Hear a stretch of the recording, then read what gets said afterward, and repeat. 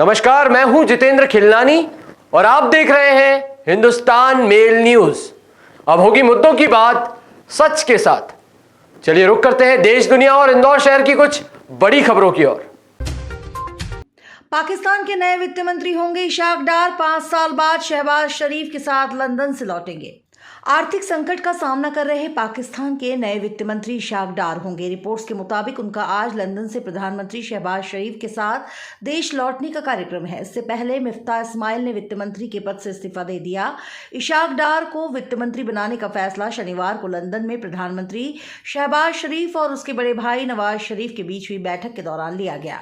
हम आपको बता दें कि रिपोर्ट्स के मुताबिक मिफ्ताह इस्माइल ने अपना इस्तीफा नवाज शरीफ को सौंपा। नवाज शरीफ पहले ही भ्रष्टाचार के मामले में दोषी साबित हो चुके हैं और लंदन में रह रहे हैं, लेकिन उनके फैसले को पार्टी के लिए बाध्यकारी माना जाता रहा है। फिलहाल बीजेपी के नए अध्यक्ष पद के लिए नहीं होगा चुनाव। जेपी नड्डा को मिलेगा एक्सटेंशन। लोकसभा चुनाव तक बने रहेंगे बीजेपी के राष्ट्रीय अध्यक्ष।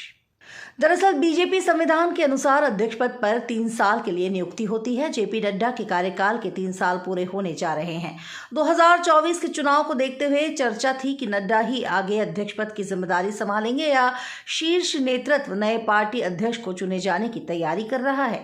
फिलहाल अभी तस्वीर साफ हो गई है। पार्टी सूत्रों के मुताबिक जेपी नड्डा को अप्रैल मई 2024 तक के लिए एक्सटेंशन मिल सकता है, यानी लोकसभा चुनाव तक जेपी नड्डा पार्टी के अध्यक्ष पद की जिम्मेदारी संभालेंगे।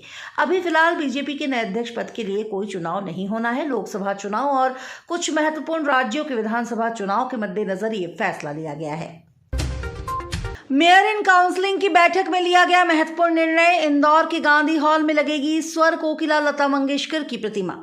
इंदौर नगर निगम की पहली मेयर इन काउंसिलिंग MIC की बैठक सोमवार को आयोजित हुई। बैठक में वंदे मातरम के साथ बैठक की शुरुआत की गई। इस बैठक में कई महत्वपूर्ण निर्णय लिए गए, जिसके तहत CCTV सर्विलांस बायलॉज प्रस्ताव पास किया गया। साथ ही प्रकाश नगर उद्यान का नाम बीजेपी के प्रदेश प्रवक्ता स्वर्गीय उमेश शर्मा के नाम पर रखने की भी सहमति जताई गई। इसके अलावा नगर निगम द्वारा शहर के प्रमुख बाजारों, रहवासी क्षेत्र में लगे CCTV कैमरों को एक केंद्रीकृत व्यवस्था से जोड़ने व जिन बाजारों व रहवासी क्षेत्र में कैमरे नहीं लगे हैं वहां पर जन सहयोग के माध्यम से कैमरे लगाने की योजना पर भी विशेष चर्चा की गई। इंदौर में गंगवाल बस स्टैंड के सामने श्रीजी रेस्टोरेंट में लगी भीषण आग। गंगवाल बस स्टैंड के सामने एक रेस्टोरेंट में सोमवार दोपहर भीषण आग लग गई। घटना से रेस्टोरेंट में रखा सामान जलकर खाक हो गया। हालांकि कोई जनहानि नहीं हुई है। प्रारंभिक जांच में शॉर्ट सर्किट से आग लगने की बात सामने आ रही है। आग इतनी भीषण थी कि दूर से ही धुआं नजर आ रहा था। फायर कंट्रोल रूम के मुताबिक गंगवाल बस स्टैंड के सामने स्थित श्रीजी भोजनालय में आग लगने की सूचना मिली, जिस पर दमकल भेजी गई। आग इतनी भीषण थी कि दूर से ही लपटें नजर आ रही थी। राहगीर भी रुककर घटना का वीडियो बनाने लगे, जिस कारण सड़क पर काफी भीड़ जमा हो गई। हालांकि दमकल कर्मियों ने थोड़ी ही देर में आग पर काबू पा लिया। करीब 5000 लीटर पानी आग बुझाने के लिए डाला गया। घटना में रेस्टोरेंट का सामान, फर्नीचर आदि सब कुछ जलकर खाक हो गया। दमकल कर्मियों ने समय रहते आग पर काबू पा लिया, वरना एक बड़ा हादसा हो सकता था।